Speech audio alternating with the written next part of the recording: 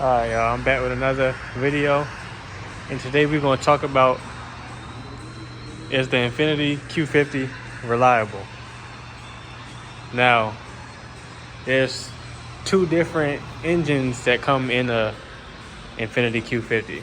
They got a 3.0T, and then they also have the 3.7, which is like the VQ, like what was inside the G37 and stuff like that. So I got a 3.0T, and I'm not gonna be like I'm an expert, but I haven't owned the VR30, which is the 3.0T, for that long to really see like any like reliability issues. But as far as like what's on the forums and those type of things, I would say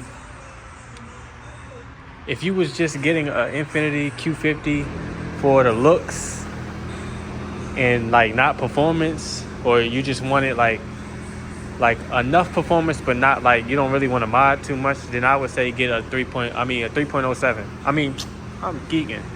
A 3.7. I would say get a 3.7 because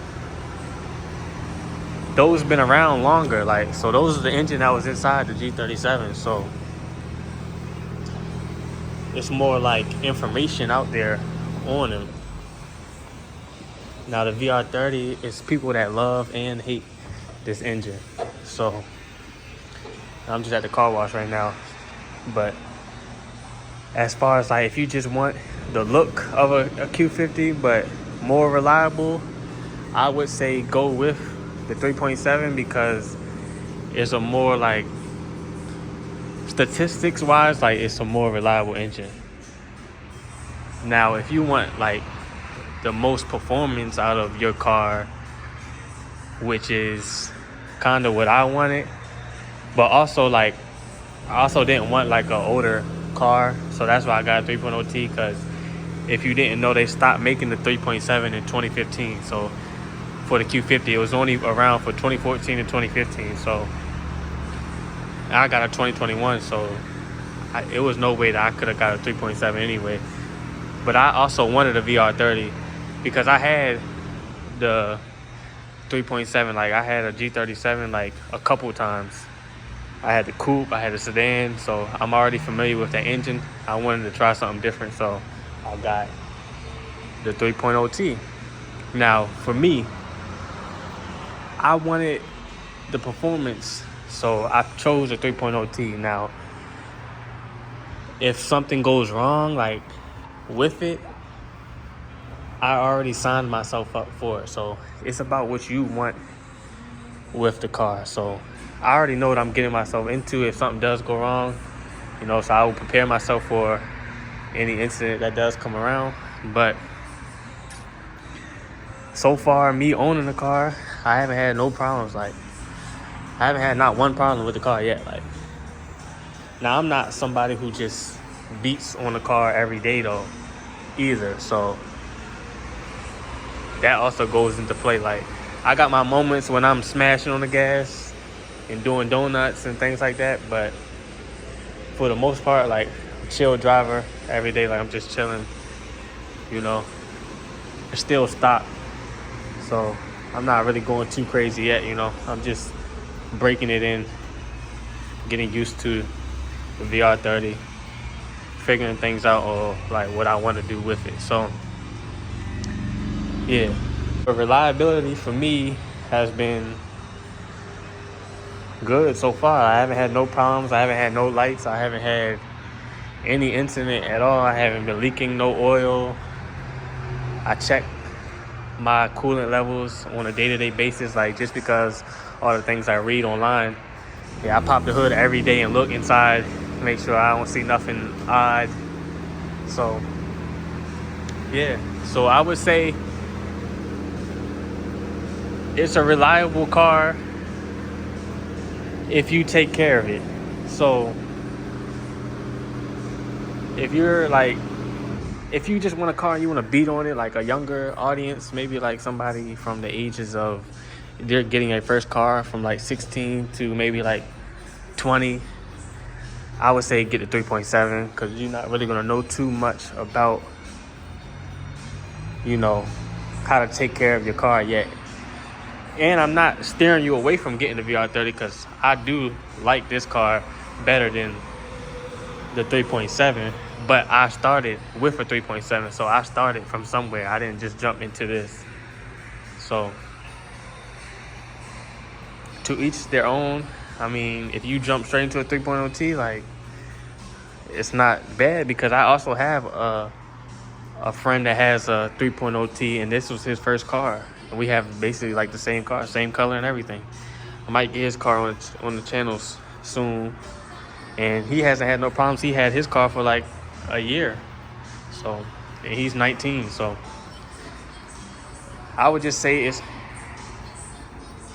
do what fits you the best and what you want from out of the car. Like I said, they're basically the same looking car.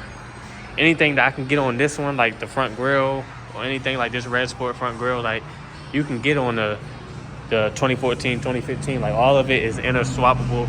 You can change them out. So it's basically the same car, like just a different engine.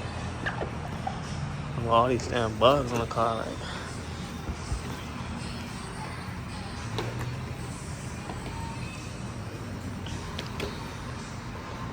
Oh yeah, and another thing I want to say is 3.7 and the 3.0 T. This one is way more expensive by far. Like if something goes bad on this, I'll just prepare to come out your pocket with some money because it's not going to be cheap. But if you know how to work on your car, like I kind of know how to do certain things. I'm not really like a mechanic, but as far as like changing my oil and everything, like I do all that by myself. So, but a 3.0, like 3.7, those are like more easier to work on because it's a naturally aspirated engine. This is a twin turbo engine. So, yeah. But yeah, as far as like my experience, my reliability has been fine. So I would just say, in my experience so far, I haven't had it for that long, but it's pretty reliable to me.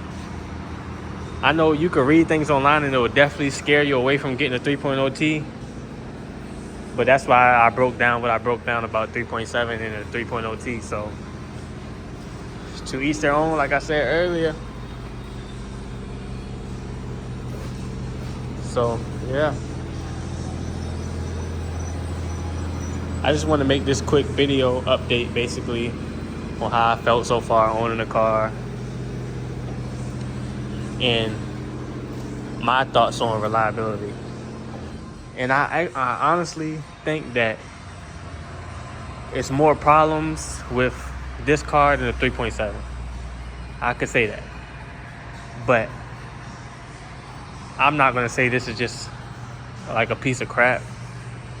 But it's more like you got to take a little more steps into keeping it in the best shape than a 3.7. Like you could beat on a 3.7. Like those engines are just almost bulletproof. So yeah. So I'm gonna dry this car off and I'm gonna pick the camera back up. Yeah. Alright, so I'm gonna go ahead and wrap this video up. I just got done drying the car off. Nice and clean.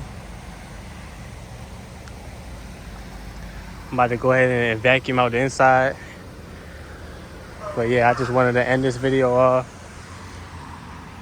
And if y'all got any questions, just comment it down below in the comments and I'll answer anything that you guys might have. And yeah, or comment any other videos or something that you guys might want to know. Also, if I get any comments, comment what other cars y'all like. I see if I know anybody who have them, I'll bring them on the channel, get reviews on it. Things like that.